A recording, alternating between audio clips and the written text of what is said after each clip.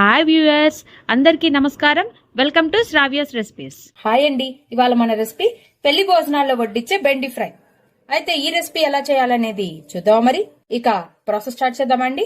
ఇదిగోండి, ఇప్పుడు బాండి పెట్టుకుని ఒక స్పూన్ ధనియాలు వేసుకుందాం, కొంచెం పచ్చిపప్పు మొత్తం కూడా వేయించుకుందామండి గోల్డ్ షేడ్ వచ్చేదాకా.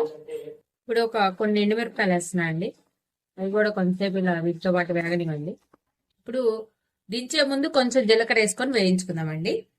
వేగిపోయినాయండి, తీసేద్దాము. ఒక జార్లోకి తీసుకుందాం. ఇవి ఇప్పుడు కొన్ని శనక్కాయ గుళ్ళు వేయించుకుందామండి.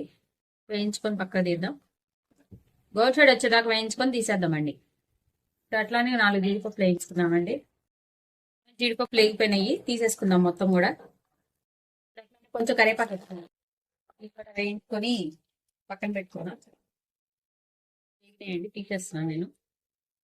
ఇప్పుడు మనం తరుక్కున్న బెండకాయ ముక్కలు వేసుకుందామండి. కొంచెం పసుపు వేసుకోవాలండి, కొంచెం ఉప్పు,